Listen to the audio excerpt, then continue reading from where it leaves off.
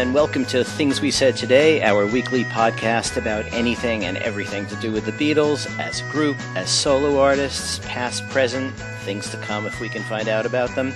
I'm Alan Kozin, the author of The Beatles, From the Cavern to the Rooftop, and Got That Something, How the Beatles' I Want to Hold Your Hand Changed Everything. And I'm joined by my regular esteemed co-hosts, Ken Michaels, who you know is the host of the syndicated Beatles radio show Every Little Thing. Hello, Ken. Hello, Alan. How are you? I am okay. How are things in Connecticut? Things are, well, we may be getting the hurricane here in the next day or so. So Yikes. I'll be looking out the window while we're doing this. Okay, well, keep us posted. I will. And on the West Coast, we have Steve Marinucci, the world's only full-time remaining Beatles reporter. You can read his work in Billboard.com, Access.com, Variety, Hollywood Reporter, Goldmine, you name it. And he is also the author of a book, Meet a Monkey, Davy Jones. Hey, Steve. Hey, Alan. Hello, everyone. Okay, and this week we're going to do a show about films about the Beatles, and we will talk about that a little more after the sort of quick news overview. This week we have really just a couple of things. Steve, you want to talk about the What Goes On demo? Well, Thursday, the demo of What Goes On goes on sale on eBay. And the interesting thing about this demo is that has nothing to do with the Ringo Starr version, but it's a John Lennon version that was done in 1963. They had actually planned to record the song on March 5th, 1963, and it didn't happen, according to Lewison. But when they recorded it in 65, Ringo was later given a co-composer credit, but he doesn't sing on this early demo, and it supposedly, according to what I'm told, has Lennon on acoustic guitar and Paul on harmony. Mm-hmm. So it'll be interesting if we get to hear it, and hopefully we might. Right. It's been up for auction before, right? Right, 2012, and it went for $8,500, just about $8,500, including buyer's premium back then. But that also included another demo, didn't it? Right, the Granny Smith "Love You Too" demo. Mm-hmm. But this is just what goes on. This is just the What Goes On. Yeah, and I'm curious why. Obviously, whoever has Granny Smith is holding on to it for another time, which is, I guess, a good thing to do. But it's too bad that they both won't go at once. Yeah, or that they haven't leaked out in the first place. Right. That was the thing in 2012. They did not leak out. I'm told that when it goes up on eBay on the 21st, there will be a short sound sample. Yes. So that will be, at least we'll get some sense of it.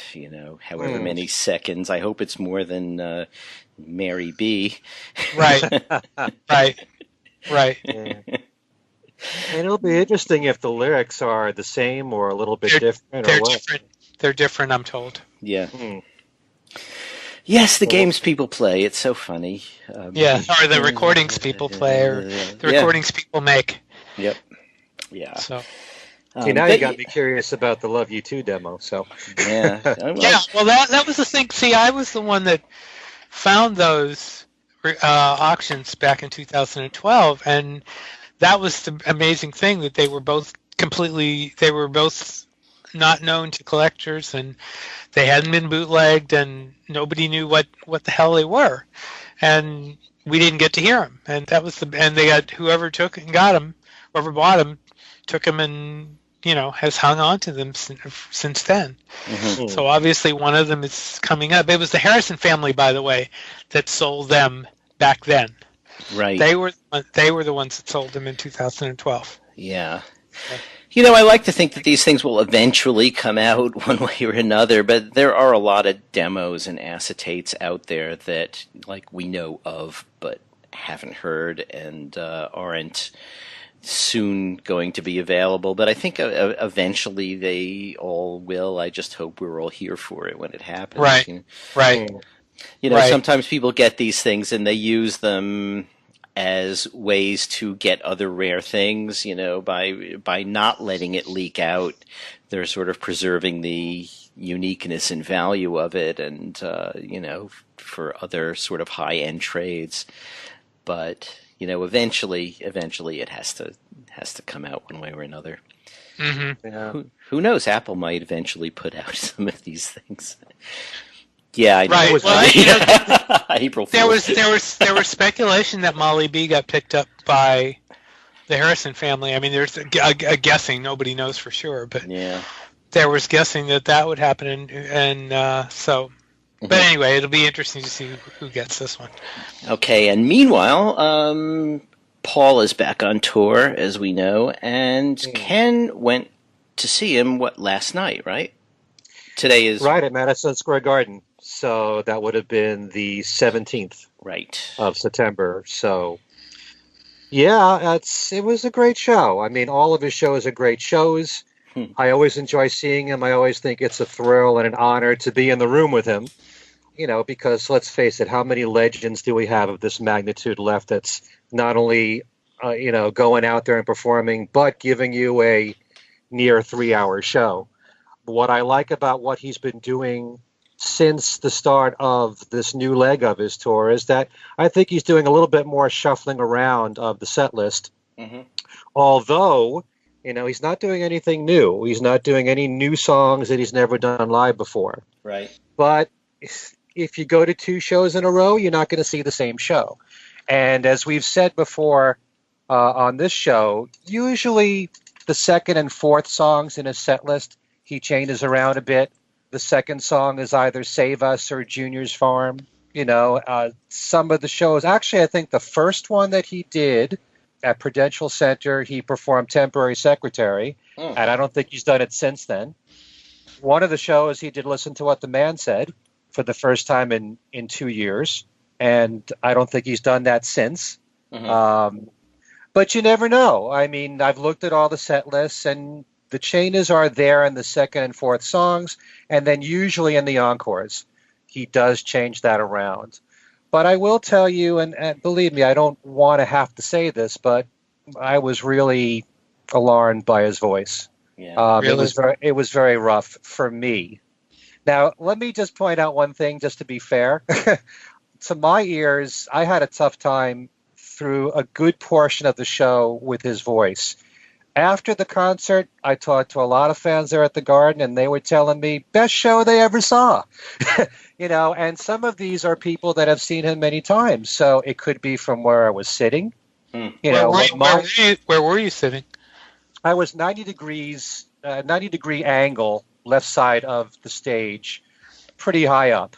And I would see Rusty Anderson playing throughout the whole show. By the way, you know, I really was able to see on the screen and watching him play, and he did some tremendous lead guitar work in the concert. But, you know, just listening and trying to focus on Paul. And sometimes it's difficult to hear Paul because it does get to be a little bit echoey. You don't know with the other band members when they harmonize. Sometimes the high note that you're hearing may be Paul. It might be Abe. You don't know for sure. But there were times when he was really struggling to me. But I also, I was thinking about this as the show was going on, but I'm a New York Mets fan. And I've watched, this has been a brutal year for Mets fans. But one of the highlights for the year has been Jacob deGrom, their pitcher. And in one of the games that he pitched, he didn't have his best stuff, but he still made it all the way through the game. And one of the announcers had said that sometimes you tell more about a player not when they have their best stuff, but when they don't, and how they handle it. And the mere fact that he still put on a near 3-hour show and still put on a really good show. There were moments there, especially, I would say once the acoustic set started, he sounded great. He could work it out, sounded phenomenal. One of my favorite moments in the entire show, and I think I said this last year when I saw him, was In Spite of All the Danger. It just sounds really great as an acoustic song. Paul does this great acoustic solo in it. He sounds really good singing that song. He gets the crowd singing along with it. That's a real high moment of the show for me. He sounded great on You Won't See Me. There are certain songs, Let It Be, he sounded great on. There were moments when he really sounded just great. But he did struggle quite a lot for my ears vocally. So, but I guess everyone's got their own opinion. There are other people there that saw the same show and thought that it was, the best show or one of the best they ever saw from him. Yeah. Well, I don't think anybody would ever accuse you of being unfairly critical of Paul. So if he sounded bad to you, it's hard to imagine who he sounded good for. But hey, my feeling is that he just needs to somehow figure out a different approach, that where this voice will work, Well, something, I was looking online at the beginning of when he started doing these shows, the ones in New Jersey. Rick Glover posted something, and he said, best voice in the last 5 years. Huh. So I'm looking online, I'm watching some of the performances, and his voice sounds great. It really did in that first show. And maybe it's the fact that he was well rested. I don't know. And the thing is, he hit high notes, but didn't hold them that long, but still fine. It's when his voice sounds rough. Yeah. That's tough for me to deal with. And, Maybe I'm Amazed is very tough for me to sit through. I'm very happy about the fact that he does 4 or 5 seconds, because he wants to bring out the fact that he's not only going all the way back and doing In Spite of All the Danger, he's doing his newest stuff, and that song was a top 10 hit for him. But his voice is very rough doing it. But still, no matter what the bottom line is, he gives you a great show, and you can't ask for more from someone who's 75 years old to be up there giving his all for almost 3 hours. Right. And just the fact that he gets through this entire show, even when he doesn't have his best voice, I admire him a lot for that too. One of the things that I noticed about this particular show is that he's getting more and more chatty with the audience. He's talking a lot about specific songs, and grant you, they're the same stories that some of us have heard many times over, but he'll work in a new story here and there, or he'll do an ad lib. Like, for example, apparently there are some fans who hold up a sign, and they're in the front rows there, and it'll say 110 or 112, and that means the number of shows they've been to. Wow. And Paul pointed out one of them, and he said, we got a guy there in the audience that's seen me 113 times. And I'm thinking it's Rick Glover. Yeah. I don't realize that that other people have seen him more than 100 times. Yeah. But apparently there are some people who are doing that. And then he went and said, aren't you getting bored yet? So I thought that was kind of funny. And then he said, this is kind of bordering on obsession. And that got laughter. So when he does these little ad libs, I like that.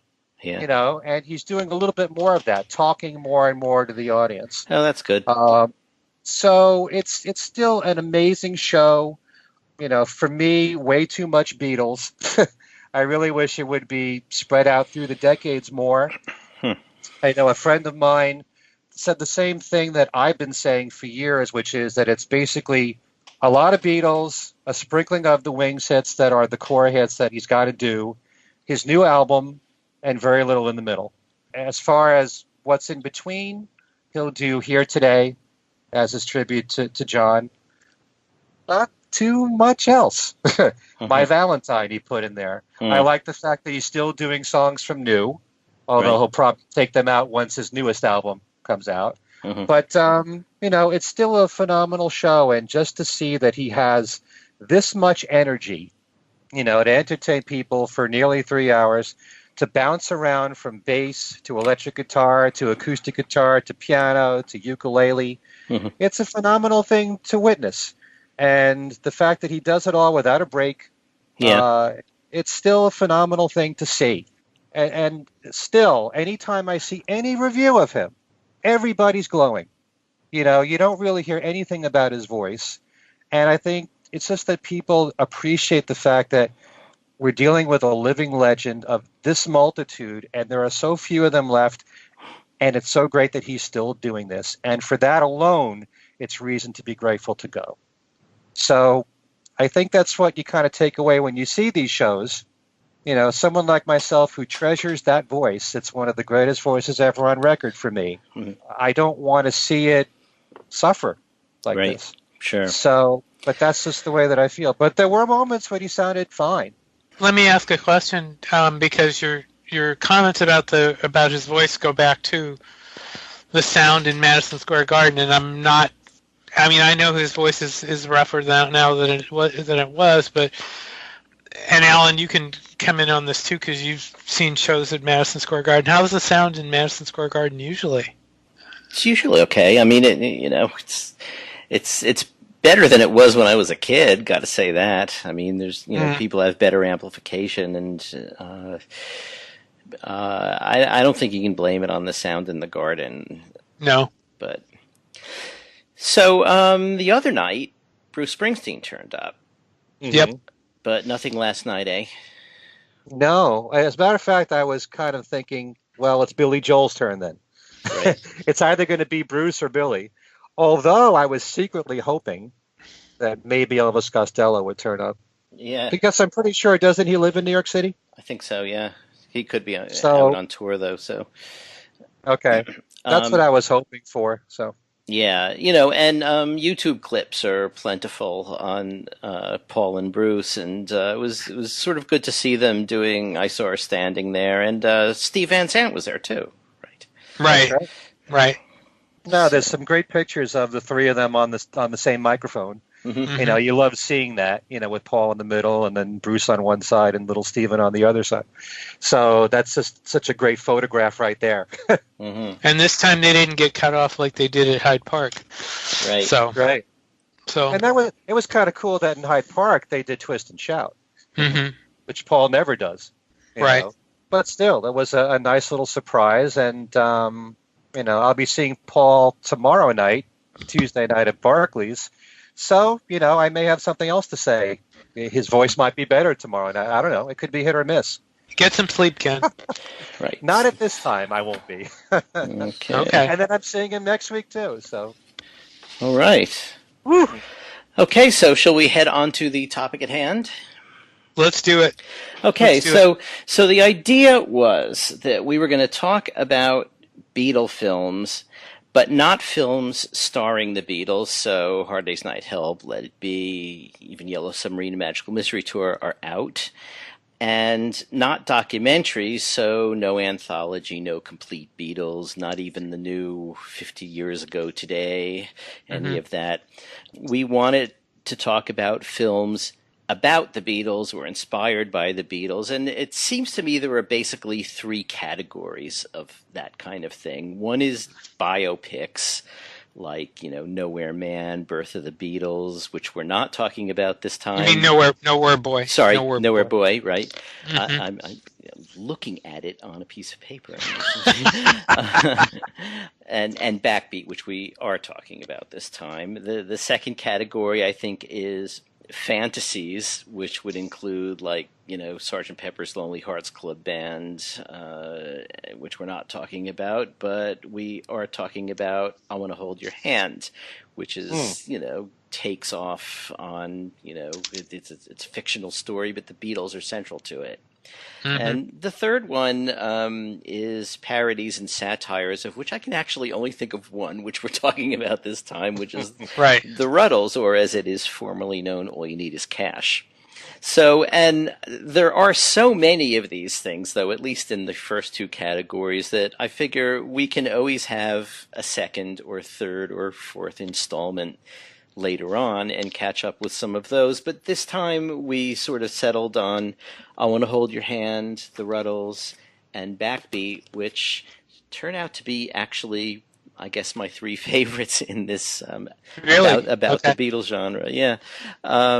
I mean, there are others that are really good too, and when we get to those, it'll be fun to talk about them. But so which shall we start with? I Want to Hold Your Hand. Your call.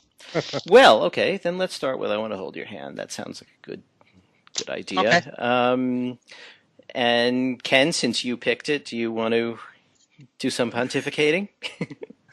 Okay, well, I have to say that a few weeks ago I watched this movie for the first time in ages. Mm, And generally, as a rule, I don't go for the mania type films on the Beatles where you've got the screaming girls and they got their hands on their hearts and they're, and oh my God, I just touched Paul kind of films. mhm. But this is really, I was surprised that I actually really did enjoy this Yeah. because many years ago I wouldn't have, Hmm. because the story itself is so believable Right. and the characters play the roles so well, and you really feel for each one of them. Hmm. And I think that's what really carries this movie. I love the acting Hmm. altogether. Right. Uh, I loved Eddie Deason, who is the ultimate, nerd on film.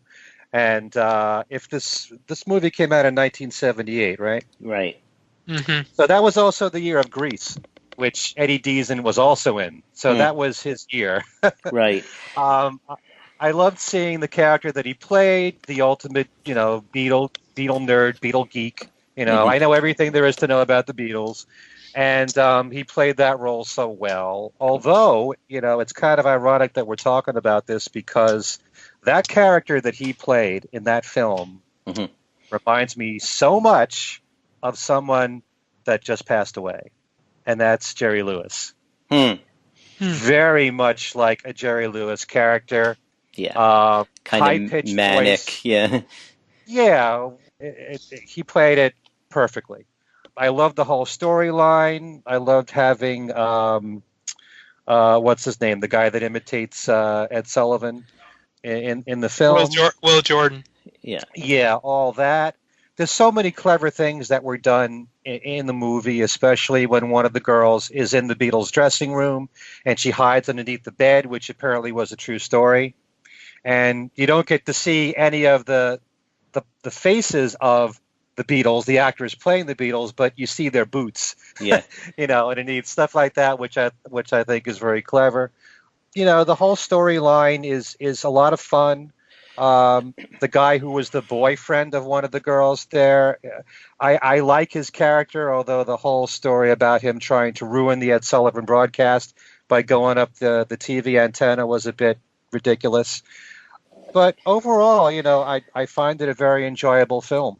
Yeah, there were some ridiculous things, like there are lots of scenes where there is no traffic whatsoever on New York City streets. That wasn't, that strained credulity. Um, but it was really funny. I really love this film. First of all, it's an early Robert Zemeckis film. Hmm. He went on to make Back to the Future and a whole lot of films that have done quite well and that everybody loves. But I think And this was, he almost did Yellow Submarine in 3D. Almost. yeah, that would have been a bad idea. But this, this was a lot of fun, and I think maybe we should sort of just basically say what the plot was for people who haven't seen it. I mean, without spoiling everything, but basically it's a bunch of kids from New Jersey who there's a one girl is a total Beatle maniac. One of them is more interested in Joan Baez and folk music and thinks the Beatles are just sort of a corporate thing to get you to not listen to real music. And there's Mm. a guy who hates the Beatles as he's based on, I think, one of those interviews you always see from Kennedy Airport of the Right. guys who hate the Mm. Beatles, and they get into a car. Or they bamboozle one of their friends into taking one of his father's funeral station Hearses. hearses, yeah, Right. into Manhattan because they need to try to get into the Ed Sullivan show, and this is really all about their exploits trying to do that. And they get into the Plaza Hotel. Where the girl hides under the bed is actually supposed to be in their suite in the Plaza Hotel. And there's all sorts of hijinks and funny stuff. And, Murray the K is in it. He's a little playing old. Himself. Yeah, he's a little old for Murray the K when he's in here, but, and Will Jordan, one of the funny things is he's imitating, Ed Sullivan, and he's giving the preview of next week's show and announces himself as a wonderful imitator. So yeah, there's just it's just, I think, very funny and I think very warmly done. And there's a scene in a record store in the beginning. One of the girls' father owns a record store. He's walking around in a Beatles wig. But when they show the discs and they show the labels, it's all right, and you kind of think, okay, so Robert Zemeckis either is enough of a Beatle fan to know what the labels of the time were and what was out at the time, or he had a really good consultant. But my feeling was that this was sort of like at the time probably a relatively low budget film. It was executive producer Steven Spielberg, so not that low. But I think I just thought it was really well done and funny as hell. And so, Steve, this has always been one of my favorite movies, and I had not seen it in quite a while when I put it on about a week ago, and it all came back to me. I mean, it's that scene in the record store that you mentioned is like traveling back in time. Yeah. I mean, that was just a great. The whole thing was very authentically done. The mood of the era was captured nicely. The kid dragging the kid in the barbershop. I mean, that struck a chord for anybody that grew up in those days. Sure as heck struck a chord for me. Yeah. I mean the scene in the hotel room where the girl who really had less of an interest in the Beatles, actually ends up with the most enviable position. She's holding, was it McCartney's bass? I can't remember. Yeah. I think it was McCartney's bass. Yeah. And she's actually really, really enjoying it, so, if I can say it that way. She's caressing it a little. Yeah, there we go. and it's the whole thing is just hilarious. I mean, it's a very positive movie. It's enjoyable from beginning to end. You didn't mention Mark McClure. Mark McClure played Jimmy Olsen in the Christopher Reeve Superman films. My wife pointed that out to me. I didn't realize that, and we were sitting there.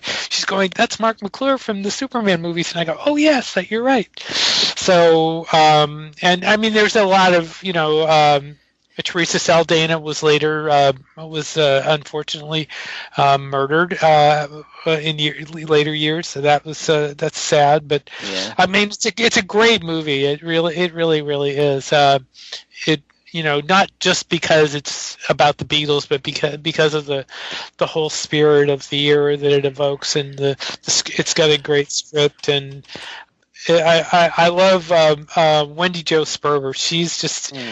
She's just absolutely awesome in that film. But she's also no longer with us, correct? Right. The great thing about this movie is that it captures the era perfectly.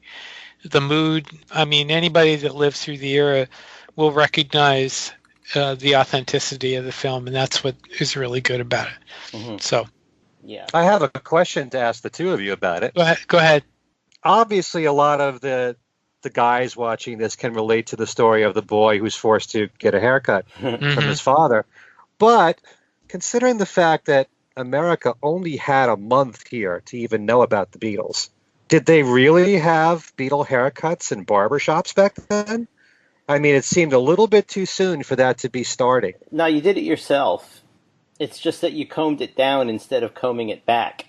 Well, see, the whole idea behind that scene was the kid was trying to comb it into a Beatle haircut, and his dad wanted to take it away from him. He wanted to get a marine cut. Right. See, that was the idea of that scene, and that was the type of thing that kids had to put up with, that their dads didn't like them, getting Beatle haircuts. And barbers were especially condescending about that. The way that barber was, tried to suggest almost that he, kind of a gay thing there. I mean, that's kind of the way it was. It was a very macho scene in those days. Yeah. So that was kind of accurate. So. Yeah, although my father never came up with tickets to the Ed Sullivan Theater when he wanted me to get a haircut, but no, same here. Same here. Yeah, no, I only wish that was the case. Although I lived a little further away from the Ed Sullivan Theater, I think, than you probably did. I was in Boston then. So. Yeah. One of the things I liked about Eddie Deason's character and how manic it was that scene where they're trying to win tickets from Murray the K to get to the Ed Sullivan Theater, and the question is, who is the youngest Beatle?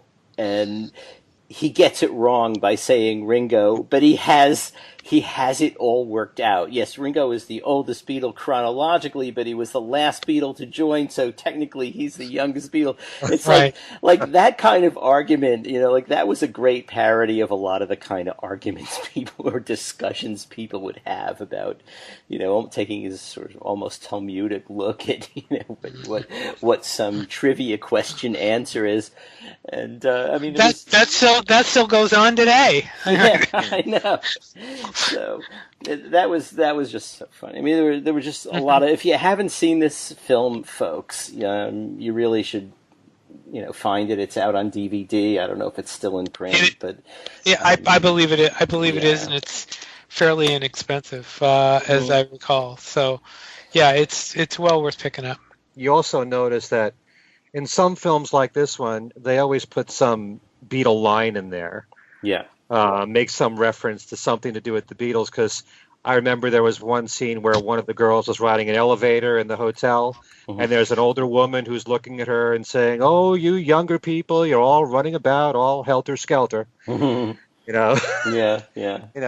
But that in there. By the way, it should be mentioned that number one, there's Beatles music in this, which is, but also they themselves appear in the film.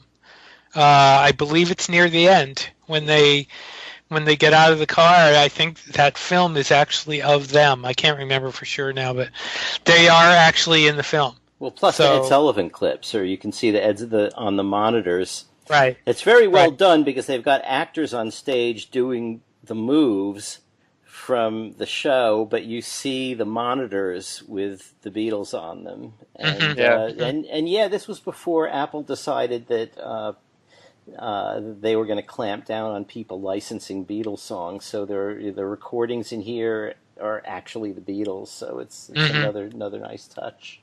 Right, right. So shall we move on to another? I think we'll save the Ruddles for the end. So let's move. Yeah, I was going to say that. I was going to say that too. So Backbeat, an Ian Softly film with Sheryl Lee and Stephen Dorff. Let's see, Steve, do you want to start this one? Sure. I actually just watched this recently. I had not, I Want to Hold Your Hand. I had not seen it in quite a while, and I like this film. This is one of those fictional, not fictional films, but I mean it's one of these films that uses a lot of dramatic license to tell the Beatles story. And I'm gonna compare it to a film that we're not talking about today, only because it covers the early Beatles, and that would be Nowhere Boy, where Nowhere Boy was more of a character type of film and very, very, very fictional. I thought this one was a little more authentic. I thought the script is very good. I do think it goes probably a little too heavy on the blood, but I like this film a lot. I like Stephen Dorff's portrayal of John Lennon. You mean Stu Sutcliffe? Oh, I'm sorry. You're right. Who am I thinking of? Ian Hart. Ian Hart, there it is. Yeah. I was watching that clip. He plays John Lennon very good. In fact, he played John Lennon more than once, as I recall. Yeah, I mean, it gets the music down very nicely. The music of the era, of the type that they played. The guys doing the backup music are very good and include Dave Grohl on. Right. Dave Grohl is in there. Mike Mills. Thurston Moore, I think, is another one. Mike Mills from REM.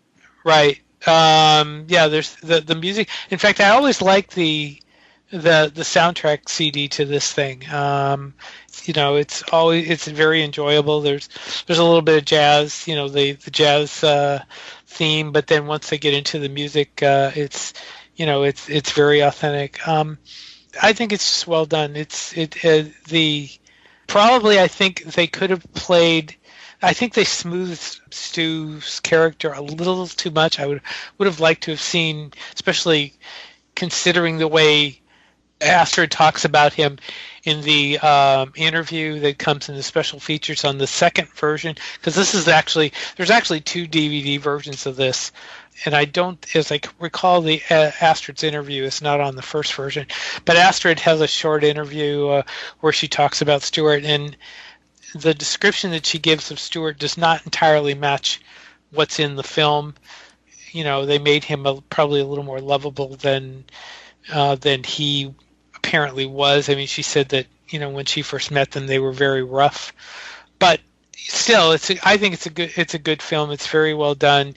You get to see the Beatles in those days, and unlike, for example, Birth of the Beatles, which we're not going to talk about. I mean, Birth of the Beatles was more of a cartoonish type of thing. This is definitely a little more hard-nosed than that.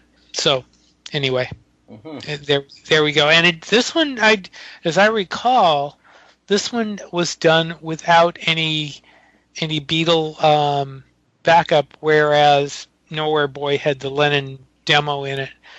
This one does not. So. This one doesn't have any Beatles music, as I recall. Is that right? There is no. No. Do they play My Bonnie, or was that just the? They do play. You're right. They do play a little bit of the Tony Sheridan My Bonnie in there. But I'm trying to remember if you can hear the Beatles or not. You actually might be able to hear the Beatles in there, but they don't play any Beatles songs. They just play the Tony Sheridan My Bonnie. Right, and of course at the time there wouldn't have been really those Beatles songs to play. I mean, most of the things that are recorded were written after this period of the film. I think they did mess around a little with the chronology in order to create a bit of tension about Stu not showing up to the recording session. I think the recording session was done after he was well out of the group. Am I wrong about that? I think I'm right. And in fact, I think they even have My Bonnie coming out while Steve's still alive. I thought it was well done too. But for Ken. I thought it was very well done. I mean, the thing, kind of like what I said with I Want to Hold Your Hand, I think the acting makes this movie. And the two actors that play John and Stu are very impressive and very believable as far as I'm concerned. But it's to the point where the other Beatles are more like a backdrop to the film. And it's really, the film, while it has a lot to do with Stu being in the Beatles and his role as a bass player and then wanting to have a career as an artist, it was kind of like more like the relationship between John, Stu, and Astrid, and kind of like a love triangle. Yeah. And there's this underlying thing of, John actually being jealous of Stu when he found love with Astrid. Yeah. And, you're wondering, where is the story going here? In fact, there is a fight there between the character who plays John and, is it Paul? Where Paul's kind of insinuating, what's going on here with you and Stu? Yeah. And, there's tension between John and Paul in several scenes because Paul wants him out. And so, I mean, but yeah, there is that one scene where, where he does talk about that. Yeah. But there is one thing about this film that bothers me a lot, and that Mm. is that when I watch this film, I never get the idea that Stu really was not a good bass player. I mean, he plays well enough in this film. In fact, there's one particular scene where his fingers are flying a bit on the bass. And you really don't know what to believe after all these years. You've always heard that Stu really couldn't play the bass well, depending on who you ask. I mean, I've asked Pete Best this question, and he said to me, Stu was not a bad bass player. He wasn't a great bass player. He was adequate. But, Paul was upset with Stu because he couldn't play well, and he wanted the band to improve. And sure, there might have been some jealousy in the relationship between John and Stu as well. But, Paul had high hopes for the band. Mm-hmm. He was very conscious about that and wanting the group to succeed. Mm-hmm. And you just don't feel like when you watch this film that Stu is not a good bass player at all. It's more Stu has his mind on other things. He has his mind on Astrid. He wants to have his career as an artist. And so he's not really dedicating himself to being in the band. Right. But not that he can't play. And you never get that sense when you watch this film that he can't play the bass. Yeah. I mean, I don't know. In reading Lewison, there's a much stronger feeling that Pete was a bad drummer than that Stu was a bad bass player. And there are different opinions about how bad Stu was, but I think, the fact that Stu did have his mind on other things and did want to be an artist and was not fully committed to the band is definitely something that would have irked Paul. Don't you think?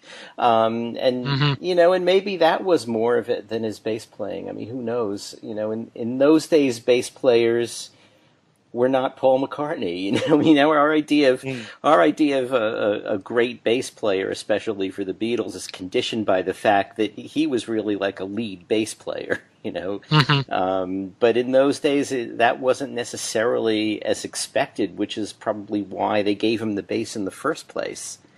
Rather than another guitar or something, because really any of those guys could have taken up the bass and just let Stu be another rhythm guitarist or something, But the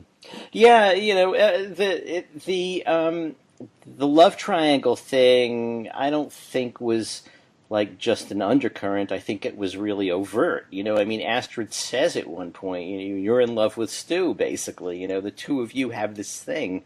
And I don't think she meant it necessarily as like sexual love. I think I think she's just sort of talking about how strong that friendship is, which also, might have bothered Paul too. Paul wanted to sort of get in there and be John's right-hand man and Stewart he was, and wasn't committed to being a rock star. So we'll never fully know what totally went on there, I mean, but I think it's a really good portrayal of that time and that place, despite the fact that there is a lot of license taken here and there.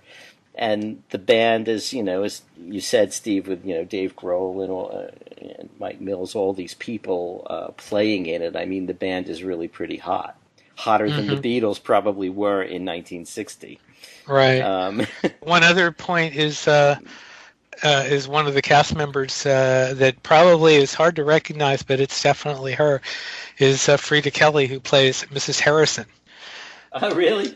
I didn't Yes. Wow. Yes, it's definitely because I saw it. I was looking down IMDb and I saw her name and I went, "You got to be kidding!" And I looked, and it's hard to.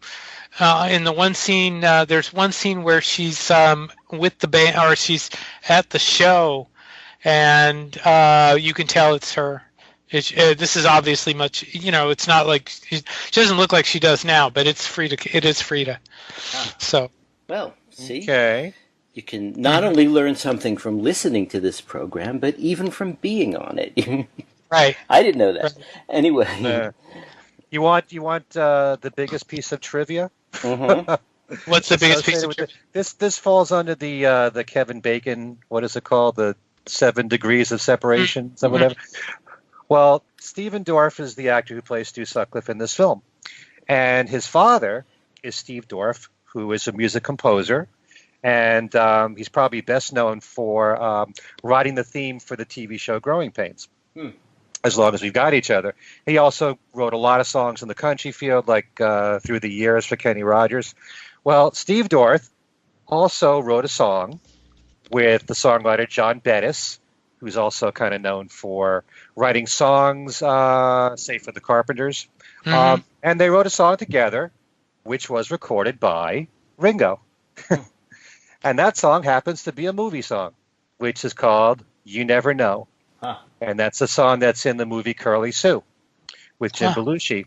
So my point is that, the Dorff family there have connections to the Beatles twice, because Stephen Dorff played Stu Sutcliffe, but his father wrote a song that Ringo recorded. Oh, okay.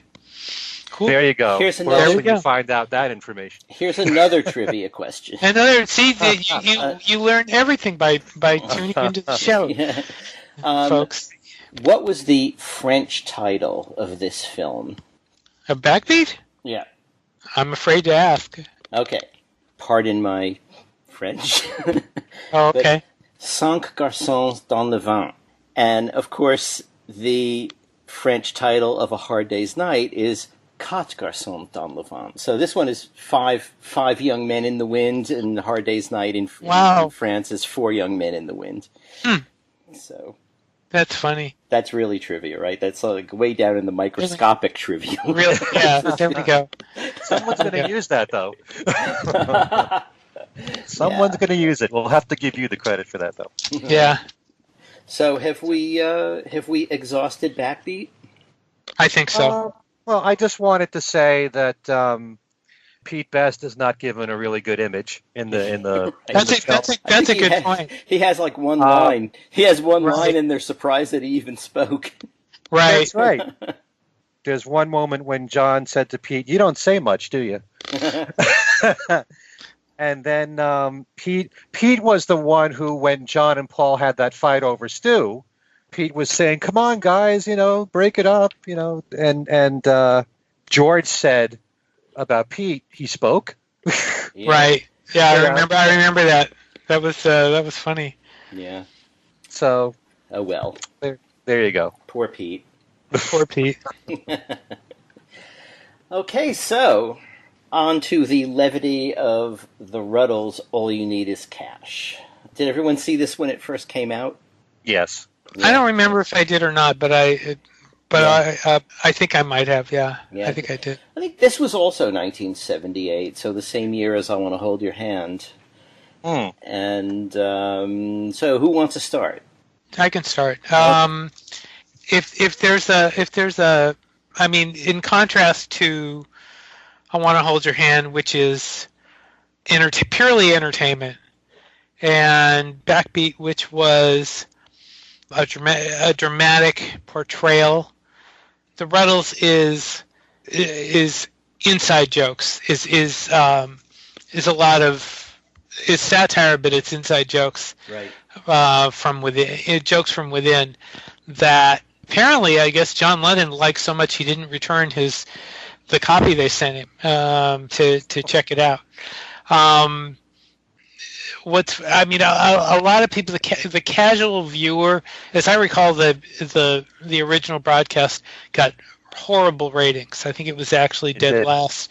It was dead last, and you can kind of understand that from the viewpoint of the average viewer who's looking at this and going, "What the heck is this?"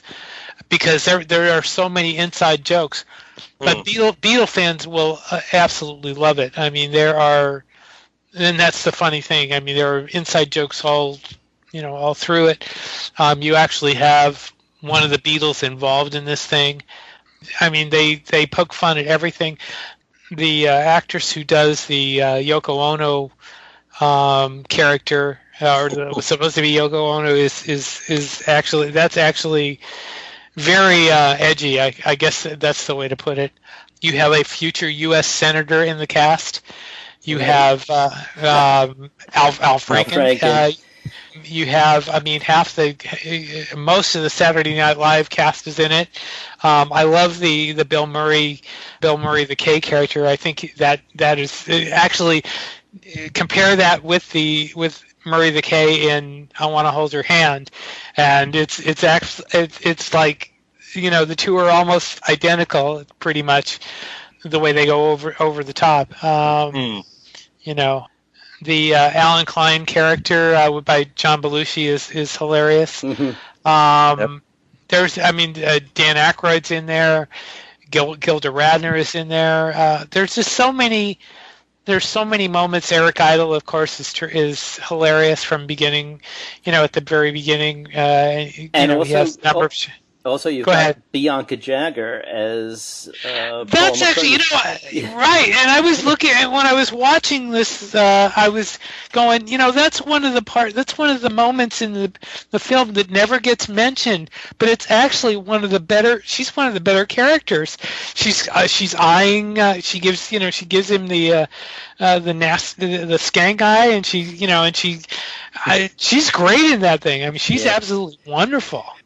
Yeah. But yeah, I mean, there's just so much, there's so much here to like, but you have to be able to appreciate it, and not everybody's going to be able to. And the music, of course, is another story. The music parodies are great, and they actually left out, I guess, Blue Suede Schubert. It's one of the deleted scenes on the DVD. There's actually another scene that's on the deleted scenes.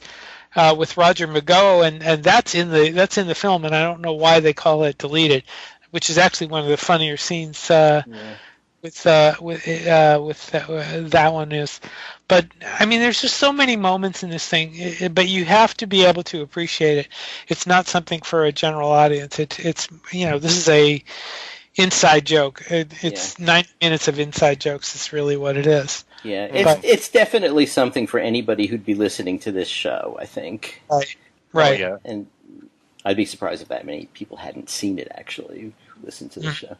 We should mention that they did do a sequel, and the sequel doesn't even measure up to and I actually have not. I have not watched the sequel nearly as much as I've watched this, but the sequel didn't get very good ratings, and I think most people just didn't like it. So I need to watch the sequel more. I only saw it once, but they relied on some of the same jokes. right, Were in the first. that was the problem. It wasn't really a continuation. It was more of a resurgence or a regurgitation of the first one, which was really too bad. But okay, so Ken, The Ruddles is one of the most brilliant things that has ever been done on the Beatles, and I can only speak glowingly about the Ruddles because the unfortunate thing, kind of like what Steve says, you have to know the history of the Beatles to fully understand it. And even after you've watched it once, there are things you pick up later on that you didn't see the first time.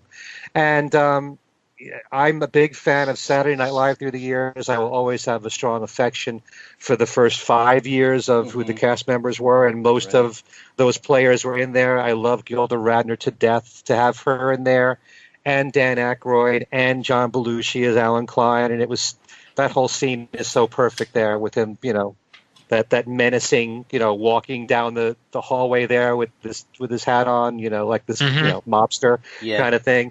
The Bill Murray the K bit, that's like 1 minute that Bill Murray is in this thing, and he steals the show. He's so perfect in that role, and, talking about their trousers bit, which is, a running joke throughout the story there. Right.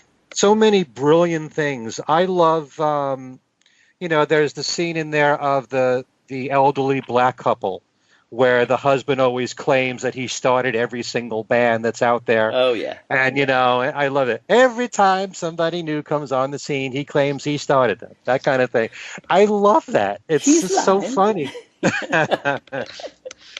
Yeah. The whole business about when Eric Idle interviews the Queenie Epstein character and what did Leggy Mountbatten find in them, and and she's saying it was the trousers.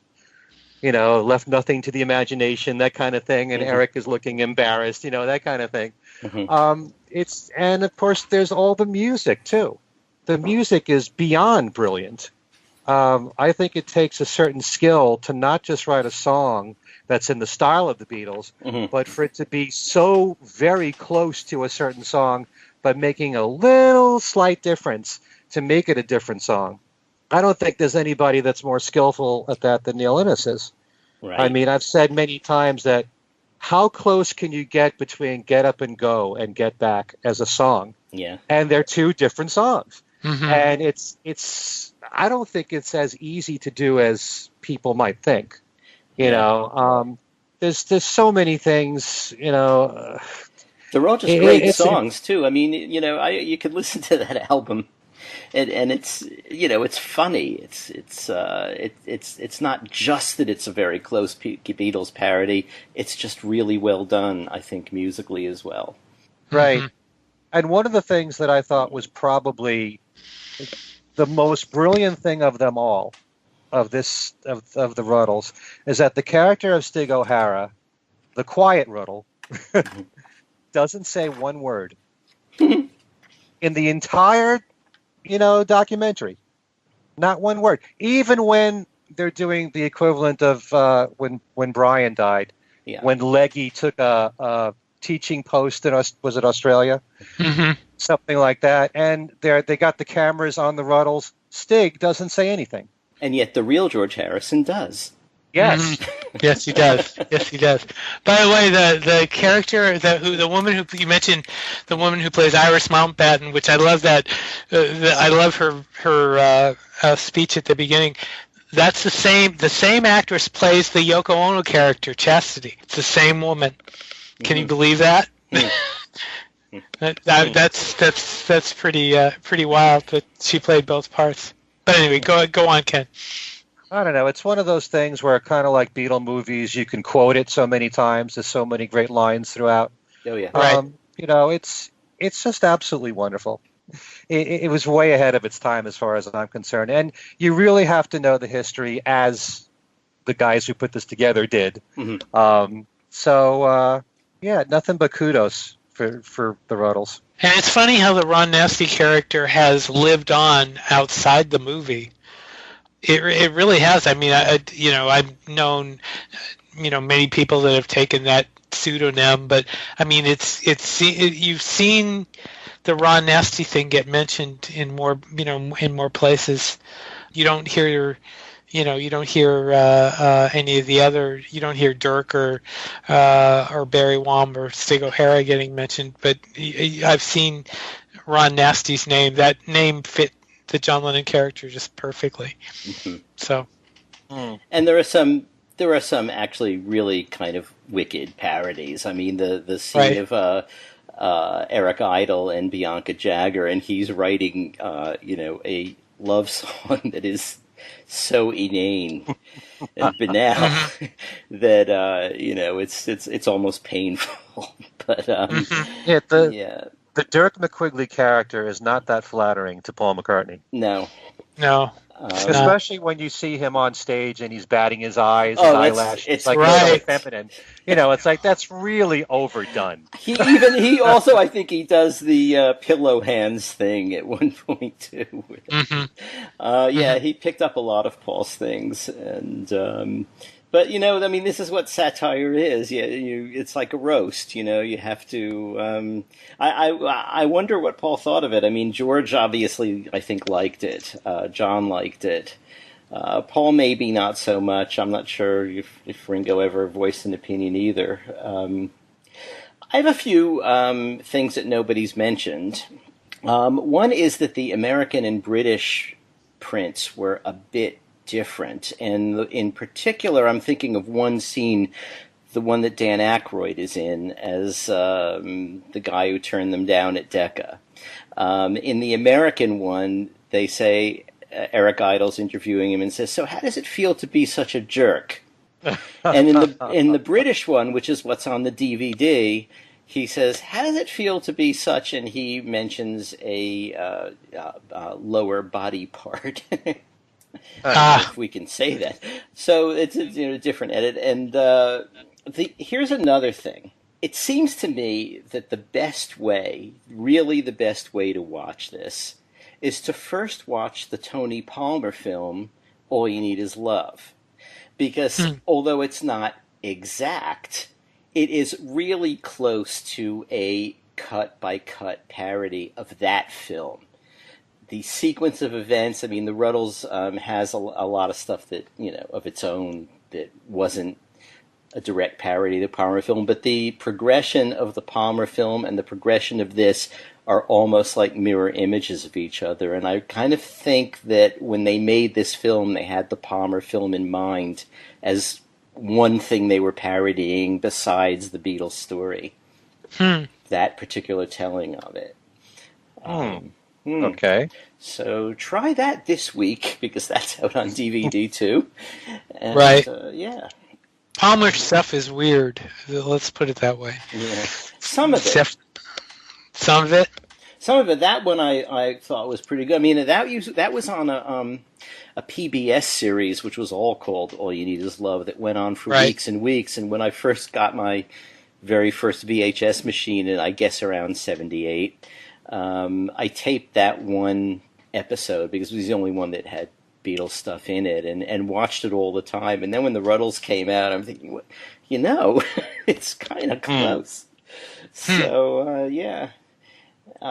Because the Palmer would have been made, a few years earlier, and they would have seen it. It would have been really fresh in their minds. But do you know if they used that as a reference, or if they were influenced by that? I've never heard them say it, but it just seems to me, watching the two together, which I have watched them back to back, and it seems to me sort of inescapable. But and even the title, All You Need Is Cash.